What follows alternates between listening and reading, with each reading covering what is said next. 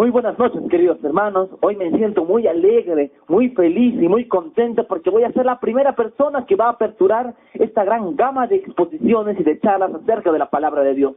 Muchos de ustedes habrán venido exactamente porque saben qué es lo que vamos a tratar hoy día, pero hay otras personas que solamente han venido por invitación y también hay personas que están entrando por curiosidad y también hay otras personas que están viniendo simplemente a calentar el asiento. Pero no importa, todos estamos reunidos aquí en la presencia de Dios. Gracias a ustedes por estar aquí. Doy gracias en primer lugar a la hermana Aurora y a todo su equipo que ha logrado hacer todo esta charla, que ha coordinado todo esto para que se haga posible. Gracias a ella estamos aquí. Fuertes aplausos para la hermana, por favor. Pero también gracias a ustedes, porque ustedes son los elementos principales para que esta exposición se pueda desarrollar. Gracias a ustedes también. Para los que no me conocen, yo soy el hermano Kenny Robles. Pertenezco al movimiento de juventud misionera Shekinah. Una de las principales cosas que nosotros nos dedicamos, entre tantas que hacemos, es hablar acerca o profundizar acerca de la fe y también profundizar acerca de la enseñanza de la sana doctrina de la Iglesia Católica. Y es por ello que me encuentro aquí. Para empezar, quisiera hacer una pequeña comparación acerca de dos cosas puntuales. Voy a empezar de esta manera. Cuando una persona es profesional, en primer lugar, tuvo que pasar por un tipo de enseñanza, por un proceso de aprendizaje, por lo cual tuvo que haber aprendido cosas básicas para que pueda llegar a ser profesional. Muchos de nosotros somos contadores, administradores, ingenieros, abogados, profesores, enfermeros, y somos de distintas profesiones, pero tuvimos que pasar por una base. Por ejemplo, cuando empezamos tal vez a hacer el tema de matemáticas, ¿cómo empezamos a hacer todo ese proceso de aprendizaje? Primero tal vez con la suma, tal vez con la resta,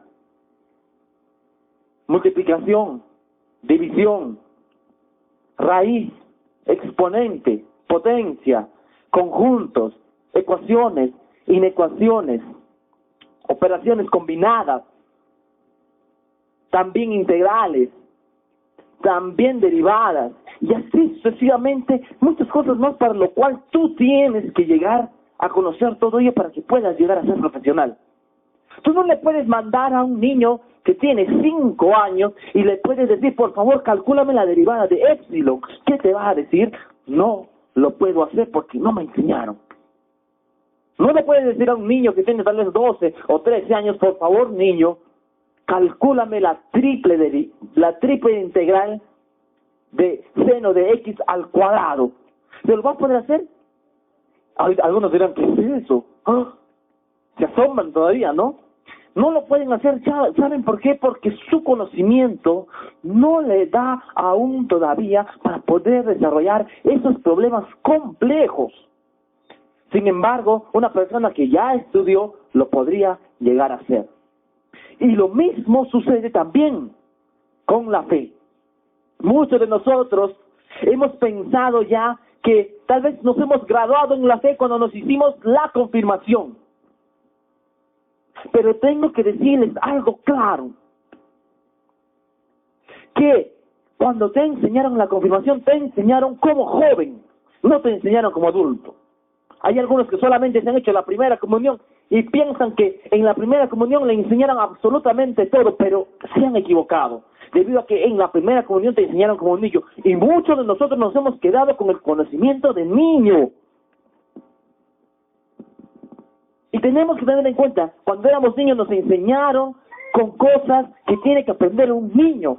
Cuando nos enseñaron en la confirmación, nos enseñaron como debe de aprender un adolescente, pero es ahora, en este momento en el cual nosotros debemos de formarnos como adultos. Ya pasamos ese proceso.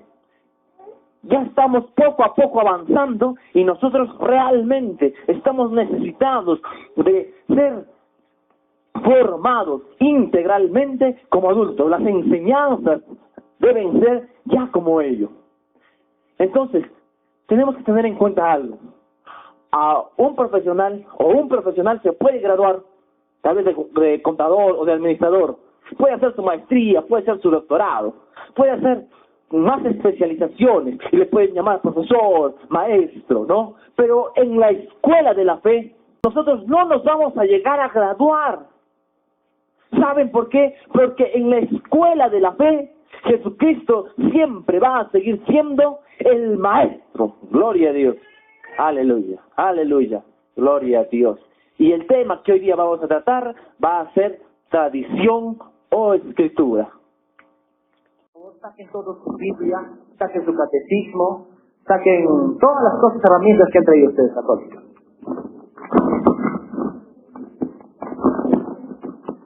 Sí, todos trajeron, ¿no? Todos trajeron Biblias. No, algunos nada más. Entonces, los que no han traído, que se junten a un hermano cristiano, por favor. Ya, muy bien. Eso debería después. Ahora, bien, en primera instancia, vamos a remontarnos a lo que dice claramente el Catecismo de la Iglesia Católica en el punto 83 del Catecismo. ¿Sí? En el punto 83, apunten bien, en el punto 83 del Catecismo. ¿Qué dice el Catecismo acerca de la tradición? Dice, la tradición es la que viene de los apóstoles y de lo que estos recibieron de la enseñanza y del ejemplo de Jesús y lo que reveló el Espíritu Santo. En efecto, la primera generación de cristianos no tenía aún el Nuevo Testamento escrito, y en el Nuevo Testamento mismo atestigua el proceso de la tradición viva. Es preciso distinguir entre ellas las tradiciones teológicas, disciplinarias, litúrgicas o devociones nacidas en el transcurso del tiempo en las iglesias locales. Solo a la luz de la gran tradición, aquellas pueden ser mantenidas, modificadas o también abandonadas bajo la guía del ministerio de la iglesia. Y entonces aquí tenemos que diferenciar algo bien claro que dice el catecismo. A ver, vamos a ver un poquito más aquí para que puedan ustedes observar. El catecismo hace una diferenciación grande.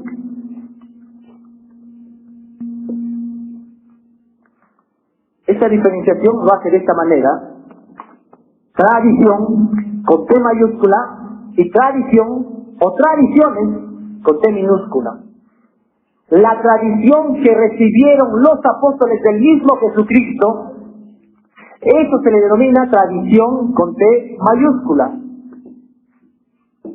Pero las tradiciones que se han ido generando en el tiempo, en el transcurso de la iglesia, en el proceso de todo su conocimiento, se llama tradiciones con T minúscula. Pero vean claro que la tradición está en singular y la tradición con T minúscula, tradiciones está con T minúscula. ¿Sí? Y está en plural. Entonces, ¿a qué se refiere esto entonces el catecismo? ¿A qué se refiere cuando habla de tradición? Se refiere exactamente a la gran tradición. Ustedes inclusive han escuchado que se dice la santa tradición, ¿no? Pero ¿a qué santa tradición nos referimos? Porque acá en Huaraz tenemos muchas tradiciones, si se han dado cuenta, ¿no? A ver si me pueden mencionar algunas tradiciones por aquí, hermanos. Por ejemplo, el Señor de los Milagros, los carnavales, la hermana dice, sí también, sí vale, las procesiones, ¿qué más tradiciones? ¿Sí? ¿Los cuales? Los actas, son tradiciones que se han ido generando en el proceso de la conversión al cristianismo, ¿sí? Que en algún momento podría dejarse, que no son base para que nosotros podamos creer y podamos tener fe. Pero en cambio, la tradición con T mayúscula es lo que Jesucristo mismo habló. Recuerden esto, lo que Jesucristo mismo habló y se lo transmitió a los apóstoles. Y los apóstoles transmitieron a los demás. De esta manera es lo que se determina la tradición. Y esto tenemos que tenerlo bien en claro. ¿Por qué? Porque muchos de los hermanos ya no creen en la tradición. Ni siquiera saben qué es tradición. ¿Sí? Y algunos que tal vez se han copiado a los más protestantes que dicen, no, las tradiciones son malas según lo que dice Jesús o según lo que dice San Pablo en Colosenses 2:8. Está mal, dicen, ¿no? Pero estamos equivocados. Nosotros, como pueblo de Dios, tenemos la palabra de Dios, que está constituida por dos cosas fundamentales. ¿Cuáles son esas dos cosas fundamentales? Esto recuérdense bien, palabra de Dios. ¿Ustedes qué piensan que es la palabra de Dios? ¿Qué pensarán? Por acá, ¿qué piensan que es la palabra de Dios? Es un mensaje recibido. ¿Qué es la verdad? Por aquí, ¿qué será la palabra de Dios? ¿O qué consideran ustedes como la palabra de Dios? La Biblia, ¿no?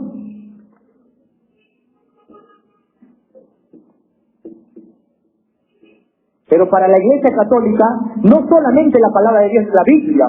Para la Iglesia, que es una Santa Católica Apostólica Romana, la palabra de Dios constituye la Santa Tradición y la Biblia.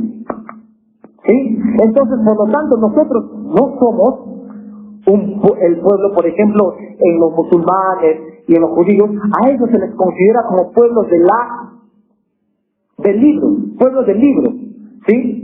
Porque en algún momento, cuando fueron a conquistarlos, ellos se mantuvieron firmes en las enseñanzas que les transmitía el propio libro. Tal vez, por ejemplo, en Judea, el libro de los 70, ¿sí? O tal vez en los musulmanes, el libro del Corán. Ellos se mantuvieron firmes en las enseñanzas que tenía ese libro. Por lo tanto, ellos se les consideraba, inclusive ellos mismos dicen, yo soy el pueblo del libro. Pero nosotros nos gozamos de decir que nosotros no somos el pueblo del libro, nosotros somos el pueblo de la palabra.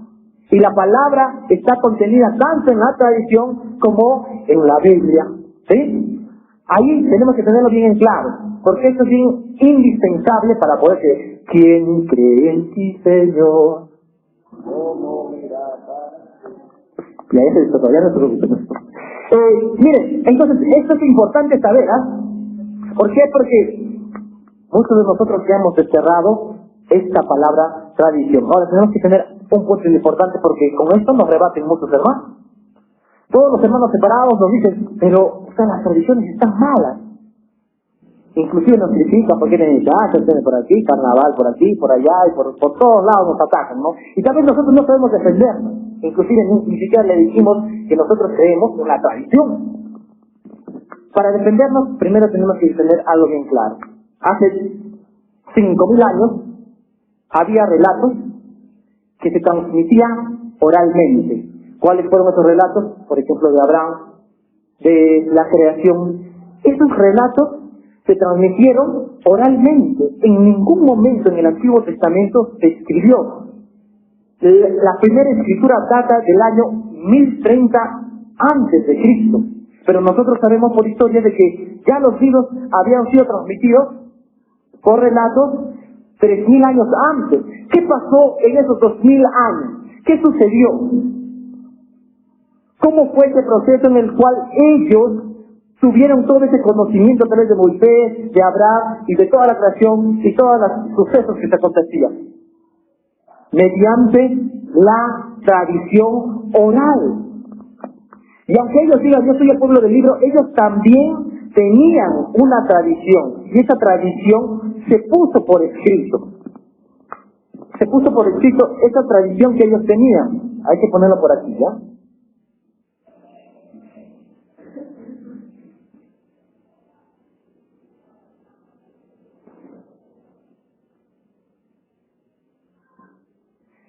Ellos pusieron por escrito todo lo que ellos tenían como tradición. Ustedes saben que ellos consideraban el libro Pentateuco, todos los libros de la Revelación, los 46 libros que nosotros conocemos del Antiguo Testamento. Pero sus tradiciones, ellos lo pusieron también por escrito. ¿Y en qué libro está escrito las tradiciones, por ejemplo, de los judíos? En el Mishnah. Hay un libro más que aquí está, a ver, vamos a ver, el Talmud.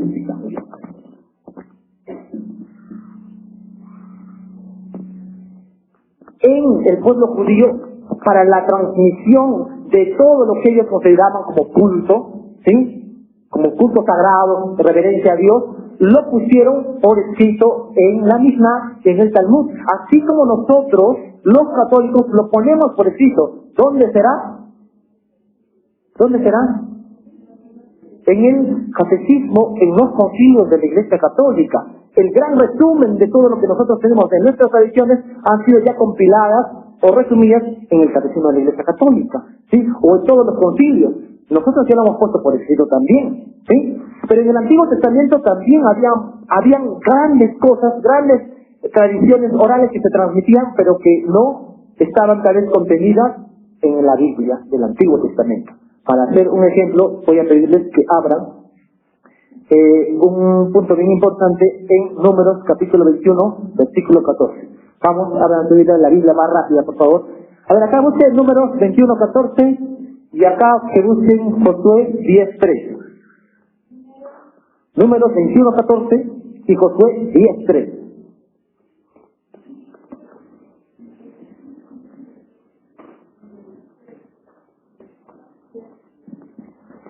En el Antiguo Testamento había ese proceso de transmisión oral, pero nos vamos a dar cuenta que en la propia Biblia hay algunos libros que nunca tal vez hemos escuchado o que nunca lo hemos leído. A ver, vamos a escuchar lo que dice en Números capítulo 21, 14. A ver, hermana, fuerte. Fuerte, hermana. No, yo.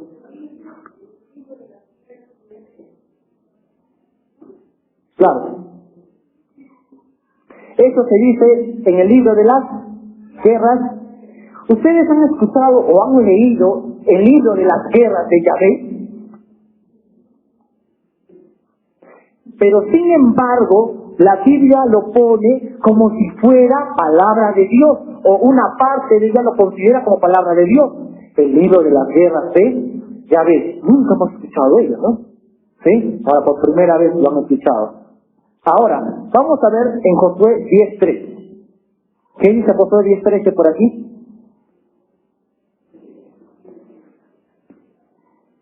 ¿Allá? ¿Josué 10.13? ¿Sí? A ver, mi hermana allá desde el fondo, le va a decir lo fuerte.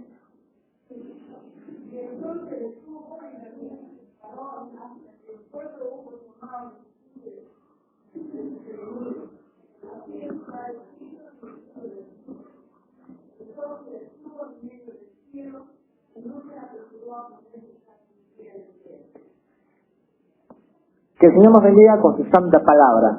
Miren, ¿qué dice? Aquí está escrito, el sol de Gabaón se paró, dice, ¿no? ¿Sí? ¿En el libro de quién? Del justo. ¿Ustedes han leído el libro del justo? ¿No? ¿Alguna vez han escuchado acerca del libro del justo? Hay que leer más la palabra.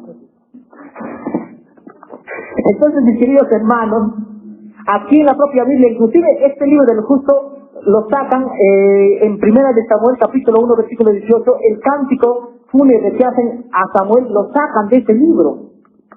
Y sin embargo, la palabra de Dios lo considera como palabra de Dios, a pesar de que nosotros ni siquiera sepamos de dónde está, o en qué biblioteca lo podemos encontrar. Entonces, esos libros formaban parte de la tradición de los judíos. Formaban parte de esa tradición. Por lo tanto, ellos también tenían tradición oral. Y eso era en el Antiguo Testamento, porque en el Antiguo Testamento, en sus principios, no había escritura. Hasta que llegó la invasión babilónica, y recién se pudieron juntar para que pueda haber esa escritura, ¿no? Entonces, también en el Nuevo Testamento hay una cosa bien clara que tenemos que tener en cuenta. Que también existió una tradición oral. ¿Por qué? Vamos a ver Juan capítulo 21, versículo 25. Juan capítulo 21, versículo 25. ¿Lo tienen?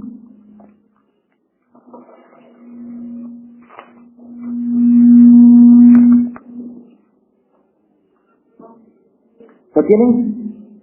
Sí, ahí el hermano. A ver, fuerte hermano, por favor, todos lo escuchan.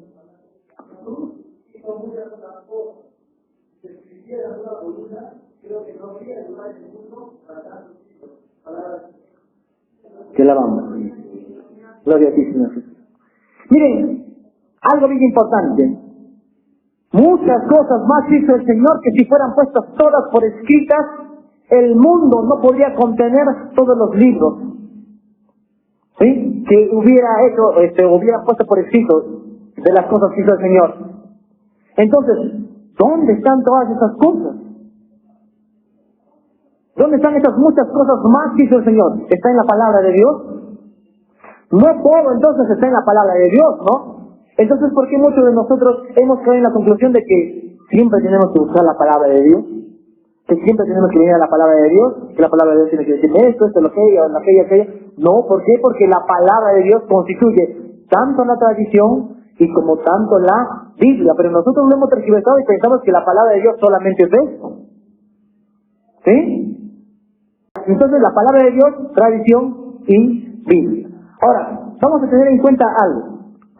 En San Juan, a ver si alguien lo lee, San Juan capítulo 21, versículo 17 hasta el 20.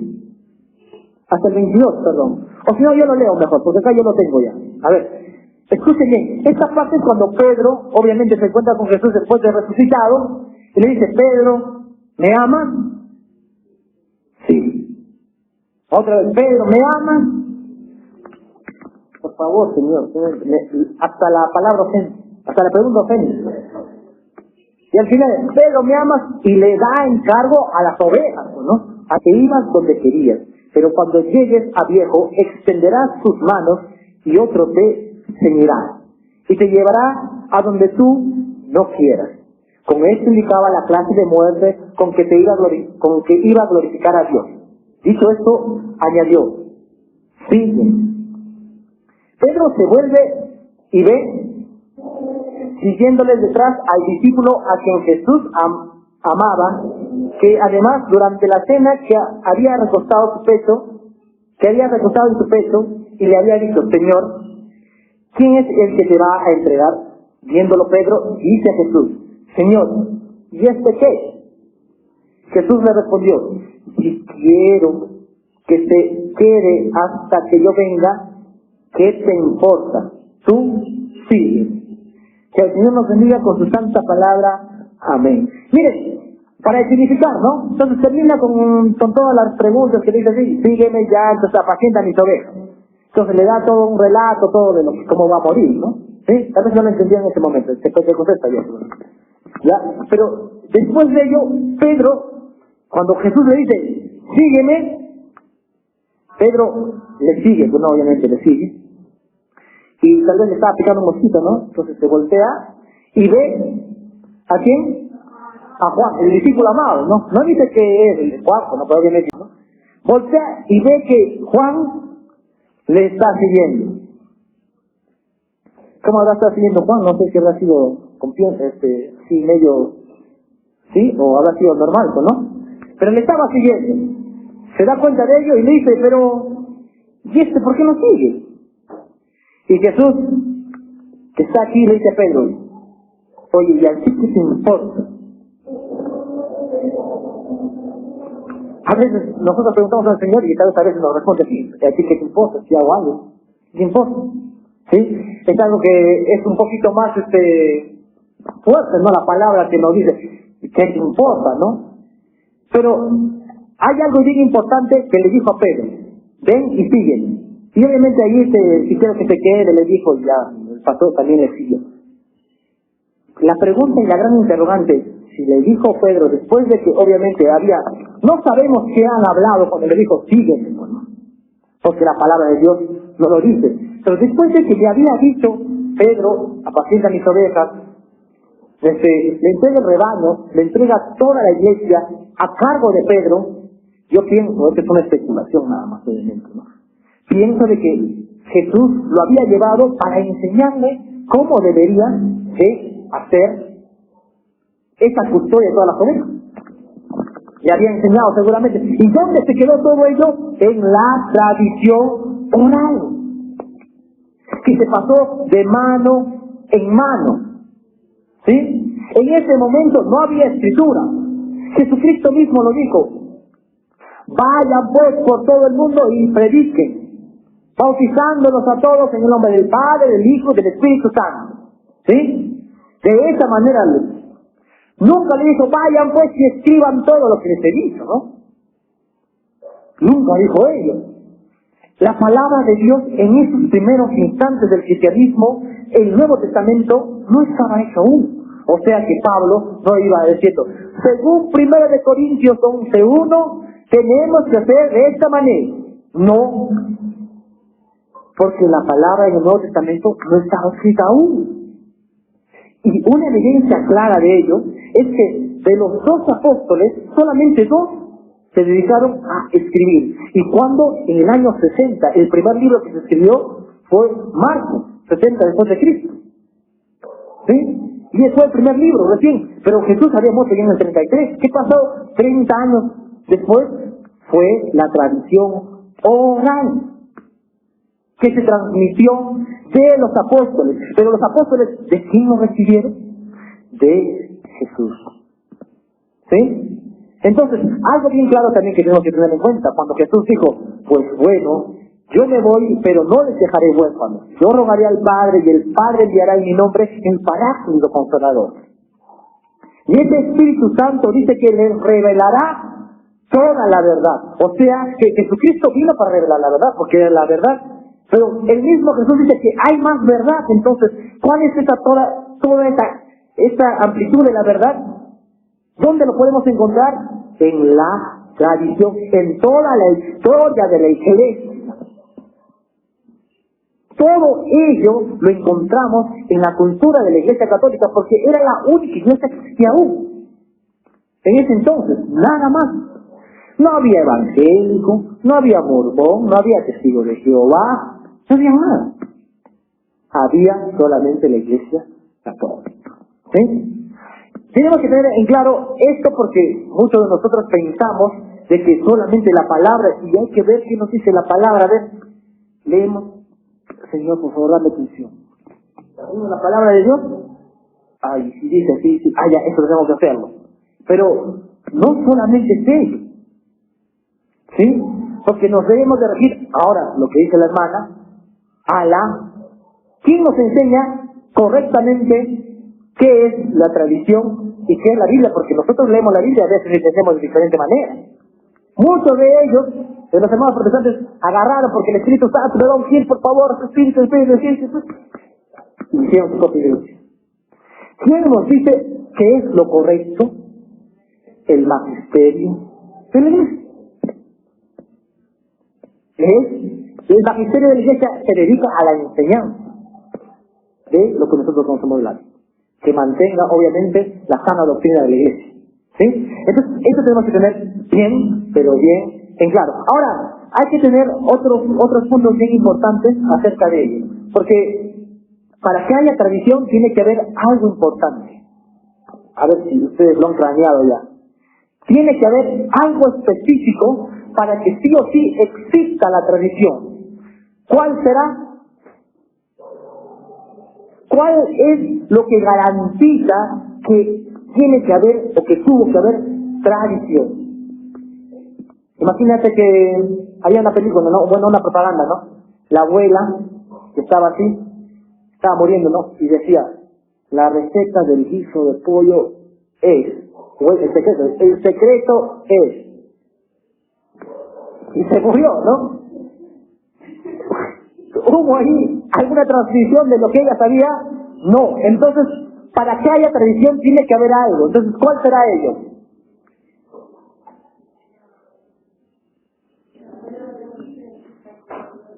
La palabra comunidad.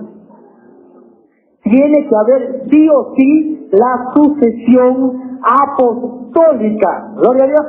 Aleluya, aleluya, gloria a Dios. Por lo tanto, si tuvo que haber sucesión apostólica, tuvo que haber alguien que fue el depositario en primer lugar, para que sea el custodio y que no podía esa palabra y todo lo que había sido entregado por Jesús podía ser tergiversada. ¿Quién fue esa persona? En primer lugar, Pedro. Mateo 16:18. Por lo tanto, Pedro, tú eres piedra y sobre esta piedra edificaré mi iglesia y las puertas del infierno no prevalecerán en contra de ella. ¿Amén? Amén. Entonces Pedro, en primer lugar, fue el depositario.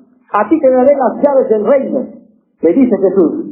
Y todo lo que haces aquí en la tierra será atado en el cielo. Y todo lo que desates aquí en la tierra será desatado también en el cielo.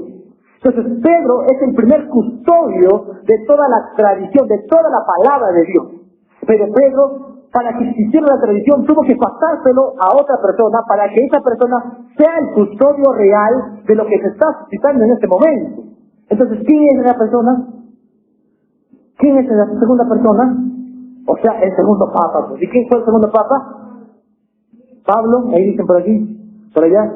Esto tenemos que saberlo, pues, ¿no? Porque a alguien se va a preguntar y va a decir, oye, pero ¿qué tradición? Entonces, ¿a quién le pasó la otra? Ay, no sé, pero a alguien le pasó. Nosotros tenemos 200, ¿cuántos papas? 266, 7. 267 con Francisco. En una línea ininterrumpida desde Pedro hasta Francisco. Entonces, el primero fue Pedro, el segundo, ¿quién fue? Lino. Y el tercero, ¿quién fue? Cleto. Y el cuarto, ¿quién fue? Clemente. Y el quinto, ¿quién fue? Evaristo. Y así sucesivamente, en línea directa. O sea, cada uno de ellos, yo te paso esto, yo te paso esto, pero ¿con qué fin? Con el fin de que custodiara realmente lo que había dejado como legado a Jesucristo, como tradición oral y la palabra de Dios. Es por ello que nosotros nos podemos jactar de que al tener nosotros sucesión apostólica, nosotros tenemos los mismos conocimientos que Jesucristo le dejó a Pedro y que Pedro le dejó a todos los apóstoles. Por eso la iglesia, sí o sí, tiene que ser apostólica. ¿Sí? Entonces nosotros somos la iglesia apostólica, nosotros somos obviamente la iglesia de Jesucristo. Los hermanos protestantes no pueden decir, a menos que ellos digan, no, yo soy sucesor de la prima de Jesús, algo así, ¿no? Alguien dirá, ¿no? Pero pregúntale aquí al pastor del coral, ese que decía que es Cristo que decía, ¿no? ¿A quién le sucede? ¿De quién es sucesor? O si no, por acá tenemos a los pastores que están por aquí cerca. ¿A quién fue el que le transmitió todo? Y ellos van a decir, bueno, es el Espíritu Santo, ¿no? Solamente el Espíritu se cree en el Espíritu y en la palabra, pero la palabra no existía aún. ¿Quién hace la palabra? La tradición. La iglesia en un momento determinado se dio cuenta, en primer lugar, de que Jesucristo no iba a venir porque en los primeros momentos ellos creían que Jesucristo iba a volver pronto. Eso les dijo el Señor, pronto. Entonces ellos digan, pues, ya, voy a morir en la fosa de los leones, voy a morir como Marco y todo. Igual el Señor me va a venir a destacar en un minuto, 2 minutos o un día más. Igual te voy a comer el Señor. Y se dieron cuenta que pasaban el año y no venía. Por la revelación del Espíritu Santo se dieron cuenta de que la segunda venida del Señor Jesús no era en el momento de vez que ellos pensaban. Entonces, por lo tanto, dijeron, lo que me han transmitido oralmente, lo voy a tener que poner por escrito para garantizar lo que dijo Jesús y que nadie pueda tergiversar. ¿Sí? Y es en ese momento, obviamente, gracias a la tradición oral, que se pone por escrito lo que hizo Jesús. ¿Dónde y en qué momento se puso por escrito todo?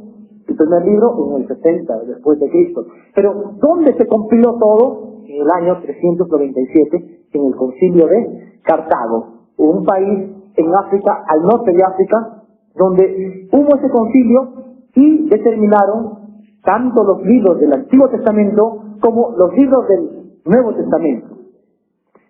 ¿Gracias a qué? A la tradición. ¿Sí? La iglesia no dijo, bueno, según Juan, tal, por aquí, vamos a decidir que este fue el libro. No, ellos se guiaron por la tradición de la iglesia para determinar los libros o el canon del Nuevo Testamento. Por lo tanto, es bien importante saber que nosotros tenemos una tradición rica que ha sido transmitida oralmente. ¿Sí? ¿Y dónde está puesta por escrito? Tenemos que leer el catecismo. ¿Sí? Ustedes saben cuál fue el primer concilio, el gran concilio que se desarrolló después de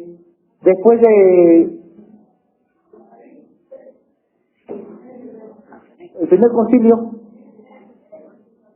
Jerusalén dice, bueno, el primer concilio ya está bien eso, ¿no? Pero donde se reunieron todos los obispos después de que ya no perseguían a los cristianos en el año 313 con el decreto de Milán, ¿sí? El concilio de Nicea. Ahí recién la iglesia dice que Jesucristo es Dios, porque nosotros acá en la actualidad lo tenemos fácil, ¿no? Porque nos han enseñado, tenemos muchos años de enseñanza, pero en los primeros años muchas personas discutían acerca de, ¿pero quién murió en la cruz? Si Jesús es hombre.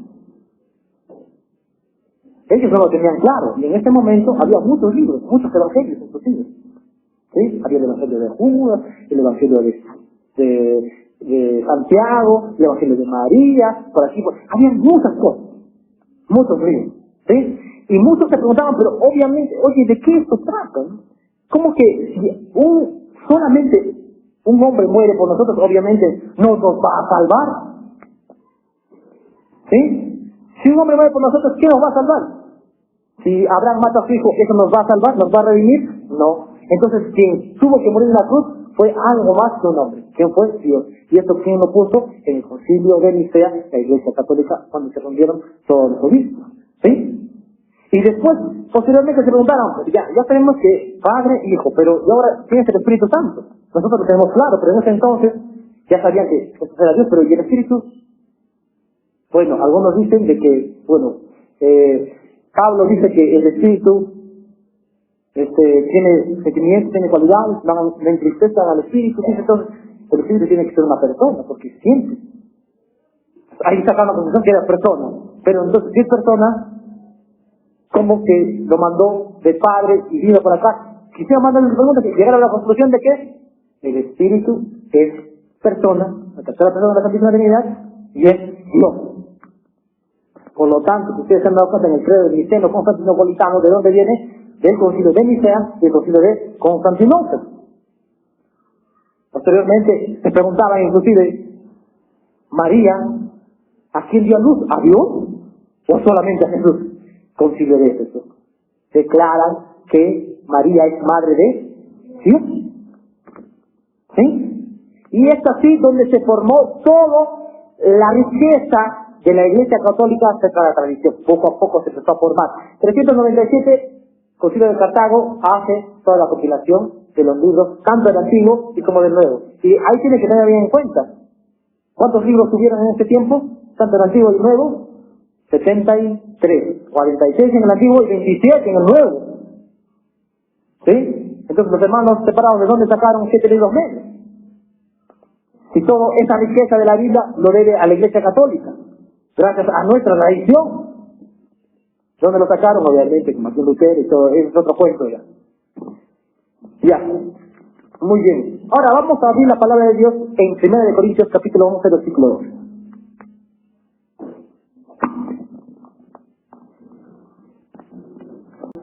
Os alabo porque en todas las cosas os acordáis de mí y conserváis las tradiciones tal como las he transmitido. ¿Sí? Buscamos otro entonces. Segunda de Tesalonicenses capítulo 2, versículo 15.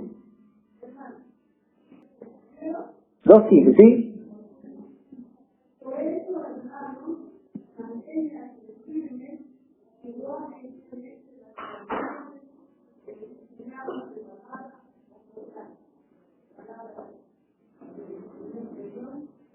Y alabamos, Señor. Muy bien. Esta Biblia que tiene la hermana es Biblia obviamente católica, ¿no? Vamos a leer, justo acá tengo una traducción de una Biblia que no es católica. Ahí la hermana lo tiene. A ver, por favor. Léelo, por favor, hermano. Léelo. En voz alta. Segunda de Tesalonicenses 2:15. Así, hermanos, estad firmes y retener la doctrina que habéis aprendido de vosotros, con palabras y con cantos. Que el Señor nos bendiga con su santa palabra. Hay una gran diferencia, ¿sí o no? ¿Por qué los hermanos separados entonces no creen en la tradición? Porque lo cambiaron. En la Biblia católica dice, guarden la tradición. Pero en los separados, ¿qué dice? Guarden la doctrina. Dos términos distintos. Entonces, por lo tanto, cuando tú vayas a corregir a un hermano y le digas, bueno, tienes que creer en la tradición, en primer lugar, ¿por qué? Porque la Biblia que tú tienes lo han cambiado. ¿Sí? Y para expresar ello, tenemos que decir que tradición en griego significa parado.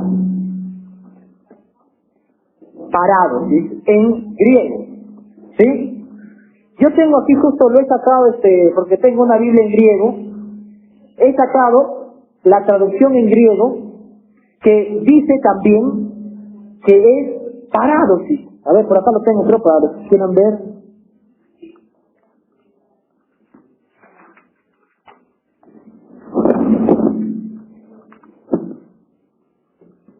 Aquí está, bueno, no lo van a ver todos, obviamente, pero para que vean que es real. Esto es la Biblia en griego, Nestlé, es el original griego. Por lo tanto, si nosotros nos remitimos a ello, ¿de quién entonces traducen los hermanos protestantes su Biblia? ¿De dónde hacen la traducción? El griego original. Y si en el griego dice parado, sí, y parado que significa tradición, entonces ellos debían traducirlo como tradición, pero a ellos no les conviene, porque a ellos no les gusta decir que tiene que haber existido en primer lugar la tradición. Ellos solamente dicen la Biblia. Solo la palabra, como decía Martín Lutero. Ellos se fundamentan en ello. Pero nosotros, ¿cómo lo podemos rebatir? Obviamente diciéndoles que en el griego original dice parado. ¿Cómo se dice? Doctrina.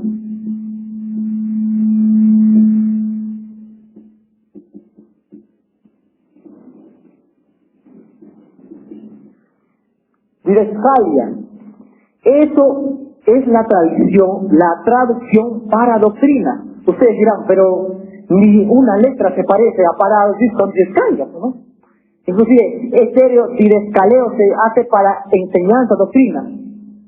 ¿Sí? Hay algunos que en la Biblia lo ponen en vez de doctrina, instrucción. Pero eso no es la traducción correcta. La traducción correcta es parado, ¿sí? Por lo tanto, obviamente nuestra Biblia está bien, bueno, porque nosotros mantenemos, obviamente, desde el principio, lo que realmente fue, ellos lo cambiaron. Y ellos no saben tal vez esto, ¿no? Pero nosotros estamos para enseñar. Porque un católico instruido jamás será convertido. ¿Sí?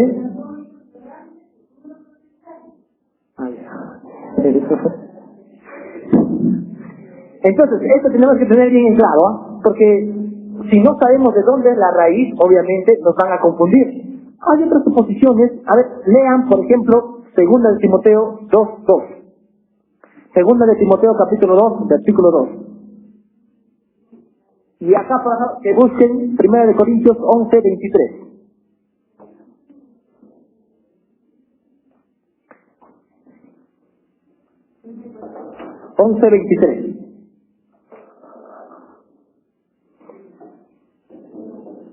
¿Sí? ¿Ya? ¿Lo tiene ahí? Ya, hermana, a ver, vamos fuerte. Sí. 2 de Timoteo 2:2. Lo que oíste de mí al segundo que hicimos, eso encarga a hombres fieles y también aptos a enseñar a otros. Que el Señor nos bendiga con su santa palabra. Amén. Mire, lo que has oído de mí. O sea, no dice lo que has leído en el Evangelio según San Juan, capítulo tal. No, lo que has oído de mí. O sea, lo que ha oído Timoteo de ¿quién? De Pablo, eso lo tiene que transmitir a otros hombres. ¿Cómo se llama ello? Tradición oral. Según 1 de Corintios 11:23, esto habla de la Eucaristía. Fíjense que la Eucaristía, ¿de quién salió? Vamos a verlo en la Biblia. Vamos, léelo. Porque yo recibí del Señor lo que os transmití.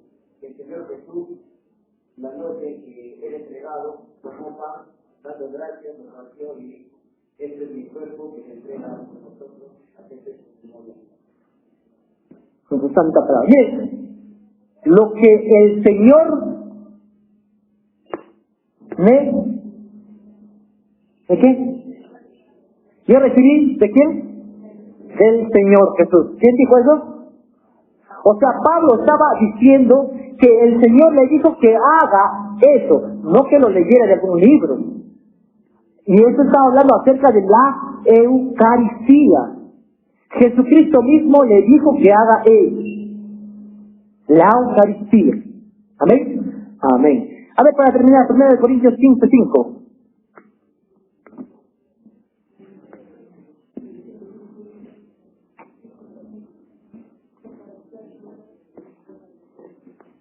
Primero de Corintios 15:5. ¿Ya lo encontraron? A ver, hermana, vamos, ¿quién es madre? Se apareció a César y después a los dos. Ya, muy bien. ¿Ustedes han escuchado en algún evangelio que primero se le apareció Jesús a Pedro?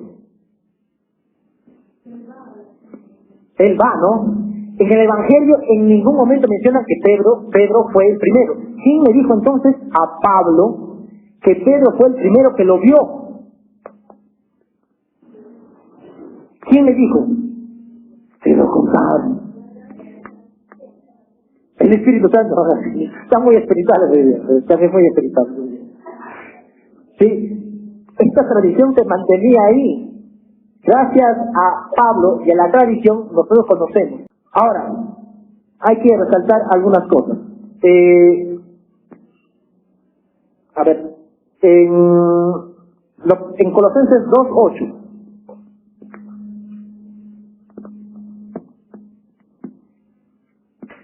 El último, Colosenses 2:8.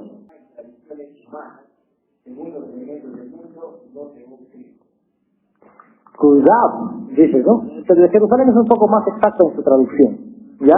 Allá en la Biblia del hermano hemos visto que diga tradición, ¿no? Acá sí. ¿Qué dice de la tradición? Total, que lo desechen, porque, o sea, son tradiciones humanas. Entonces tú no tienes que creer en la tradición. Un hermano que viene y te va a decir, mira, según Colosenses capítulo 2, versículo 8, las tradiciones humanas son malas. No sirven. Pero tenemos que decirle obviamente con argumentos, porque la palabra de Dios, obviamente, según Dave Bergman, nosotros tenemos que entenderlo con un sentido. Tiene que haber algo bien en claro. En el punto 25 dice que nosotros tenemos que tener un criterio, y este criterio para la lectura de la palabra de Dios, dice que tiene que ser histórico-crítico. ¿Qué significa histórico-crítico? Significa de que tú tienes que remontarte en la historia, te tienes que remontar en la manera como hablaban, en su cultura y en todo ese desarrollo de su población. Tienes que remontarte allí. O sea, tenemos que retroceder al pasado para leer con claridad y poder decir qué es lo que se refería Pablo en ese contexto de las tradiciones humanas. ¿Sí? Entonces, ¿a qué se refería Pablo cuando decía que las tradiciones humanas son malas? ¿A qué se refería? Tenemos que tener en cuenta algo. Para que haya tradición, en primer lugar, tiene que haber tiempo. Porque hoy día, por ejemplo, de acá a 5 días no se va a generar tal vez la tradición de que todos ustedes vengan los viernes aquí para escuchar la palabra de Dios o algunos temas, ¿no? No se va a generar. Tiene que haber tiempo. ¿Sí? Tiene que haber tiempo. Inclusive largo. ¿Sí? Pablo pudo haber hablado de las tradiciones del cristiano, no. ¿Por qué? Porque recién el cristianismo empezaba a tener su auge, empezaba a tener poco a poco todo lo que estaba en el cristianismo, ¿sí? Entonces, ¿de qué tradición pudo haber hablado Pablo? De las tradiciones que ya estaban, ¿sí? Si nos remontamos en ese tiempo, el cristianismo no se había desarrollado, ni siquiera ni había habido el primer concilio. El concilio fue en el 325 después de Cristo, el primero. Ahí recién todo se empezó a compilar. Entonces, Pablo, ¿de qué tradición estaba hablando? De las tradiciones judías. De que la mujer tiene que lavar cuando le tiene su menstruación, tiene que bañarse con agua, tiene que ofrendar su ¿cómo se dice la palomita? Ya tiene que ofrendar al templo cuando son su primer hijo, que tiene que hacer la circuncisión y tantas cosas que ellos creían que eso los iba a salvar. Por lo tanto, Pablo decía, esas tradiciones, ustedes no piensen que esas son buenas, por favor, porque eso con Cristo ya fue. Ahora les doy un mandamiento nuevo, como decía Jesucristo, ¿no? Ahora, tenemos que tener en cuenta algo. ¿Por qué Pablo no pudo hablar de las tradiciones, de la tradición de la Iglesia Católica, obviamente? Porque Recién. Hay una palabra inclusive que tenemos que tener en cuenta, ¿no? ¿Cuál es? Por ejemplo, cuando Pablo dice, las obras no salvan. Muchos de nosotros lo leemos y, por ejemplo, le decimos, no, hermana, si tú haces tú donas algo para el templo, tus ladrillos, tu cemento, todo para que hagan toda la construcción, eso no te salva por si acaso, ¿ah? Y aunque eso ofrenda de 100, 200 soles en Navidad, no te salva. Las obras no salvan. ¿Pablo a qué obras se le ha referido? Tenemos que retroceder. Porque el entendimiento tiene que ser histórico crítico, según Weber. ¿Sí? Tenemos que remontarnos a la historia. En ese momento, Pablo, ¿de qué obra está hablando? De las obras que se hacían, por ejemplo, de purificación de los judíos, porque ellos pensaban que cuando daban la ofrenda, la mujer tenía que esconder su pelo largo, todas sus vestiduras, ellos pensaban que eso les iba a salvar. Pero eso salva, no. Por lo tanto, Pablo, cuando decía las obras no salvan, se refería a esas obras que estaba haciendo el pueblo de Judea y que seguían transmitiéndolo de mano en mano y no lo querían dejar. Y les decía, por favor, que esto de tu circuncisión, y esto es lo que tú haces, por si acaso eso no salva. ¿Qué es lo que salva? La gracia. Somos salvos por gracia. Y cuando nosotros entramos en gracia, desde el momento del bautismo nos hacemos hijos de Dios y herederos del reino de los cielos y coherederos con Cristo Jesús. Amén. Amén. El pueblo dice amén. El pueblo dice amén. Para que todo esto quede claro, voy a dar algunos ejemplos. La Santísima Trinidad. La Santísima Trinidad será tradición o será escritura. Lógicamente, la Santísima Trinidad, la doctrina de la Santísima Trinidad es tradición. Y al ser tradición, se van a dar cuenta que todos los hermanos cristianos, absolutamente todos, menos obviamente los testigos de Jehová y los mormones, menos ellos, pero absolutamente todos los que se dicen creer en Cristo, seguir en Cristo, creen en la doctrina de la Santísima Trinidad. ¿Pero a quién se lo deben? Se lo deben a la tradición de la Iglesia Católica.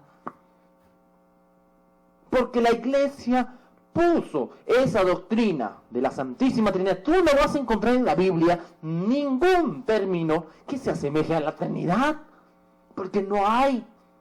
La Iglesia puso ese término, Santísima Trinidad. Otro, la Eucaristía, ¿será bíblica, escritura o tradición? Obviamente es tradición. Porque, mis queridos hermanos, la palabra Eucaristía tampoco lo vamos a encontrar en la Biblia. La palabra Eucaristía lo introdujo la Iglesia con los textos más antiguos de San Ireneo, de San Justino. De allí la Iglesia sacó y creó toda la doctrina acerca de la Eucaristía. Pero también, obviamente, hay algunos pasajes bíblicos que no dice Eucaristía, pero sí habla de la cena del Señor. Que sí habla de partir el pan. Que dice en Hechos de los Apóstoles que todos los apóstoles se reunían todos los días para partir el pan.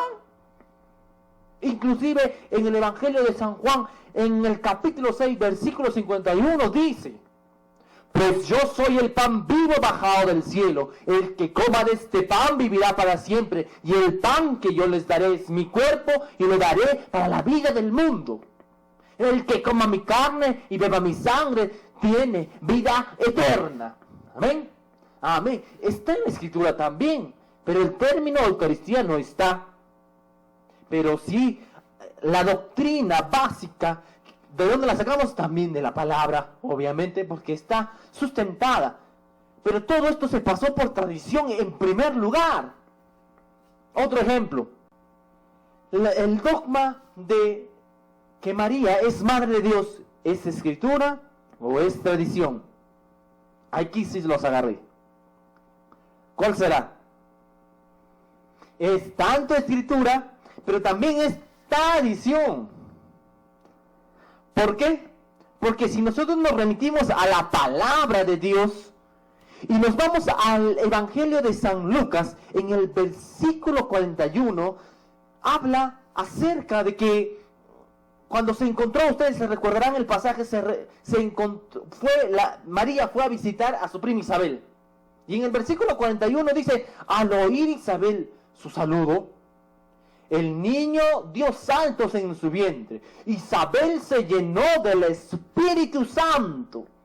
Llegó María y obviamente Isabel, solo una persona que se llena realmente de la presencia poderosa del Espíritu Santo puede hablar lo que habló Isabel. Y exclamó en alta voz, bendita eres entre todas las mujeres y bendito es el fruto de tu vientre. ¿Cómo he merecido yo que venga a mí la madre de mi Señor? Cuando estaba llena del Espíritu Santo, habla claramente. ¿Cómo ha merecido ella que venga la madre de su Señor? Si leemos y vemos ese versículo, ese Señor está con S mayúscula. Y cuando se utiliza Señor con S mayúscula, solamente se utiliza para determinar a una persona, que en griego es Kyrios, Señor, pero que en hebreo es Adonai. ¿Y quién será Adonai? Adonai es Dios. Por lo tanto, en la Biblia misma podemos encontrar que María es madre de Dios. Pero también esa doctrina la puso la iglesia en el concilio de Éfeso. ¿Cuántos dicen amén? Amén. ¿Sí? Otro ejemplo, la virginidad perpetua de María. ¿De dónde hemos sacado esa doctrina? Lógicamente, lo sacamos de la tradición oral. Fue la tradición oral quien nos dijo a nosotros de que María se mantuvo virgen antes, durante y después del parto. Se mantuvo virgen. Pero entonces, ¿quién les dijo que era así? ¿Qué fue? Obviamente, en primer lugar tenemos que tener en cuenta que María compartió todo con los discípulos del Señor, con los apóstoles del Señor. Alguien, como dicen los hermanos protestantes, que María tuvo más hijos, alguien tuvo que notar que su barriga estuvo creciendo 9 meses para otro hijo más, ¿no? Porque eso no se tapa así por así. Y aunque lo hubiera tapado, se tuvo que dar a conocer que tuvo otro hijo, porque tuvo que crecer el hijo y tuvo que decirle mamá. Le tuvo que decir hermano a Jesús. Tendría que pasar eso, pero todos los discípulos y todos los apóstoles no concebían esa idea. Por lo tanto, no sucedió. Otro ejemplo es acerca del dogma de María acerca de la Asunción. ¿De dónde lo sacamos? En la Biblia no vamos a encontrar, obviamente, ¿no? Eso sí ya está más claro. Lo sacamos de la tradición de la iglesia. María fue asunta al cielo. ¿Quiénes lo transmitieron? Los apóstoles, los discípulos, los seguidores, los sucesores de los apóstoles. Eso fue pasando de mano en mano, en mano, en mano. De boca en boca. Todos se transmitían eso. Por lo tanto, la doctrina también, o el dogma de la Asunción de María, es tradición oral. Por lo tanto, es verdad. Como también lo dice en Apocalipsis, capítulo 12. La reina está vestida de sol, la luna a sus pies, coronada de 2 estrellas. Está encinta y va a dar a luz. ¿Quién es esa mujer? María Santísima. Gloria a Dios. Aleluya. Aleluya.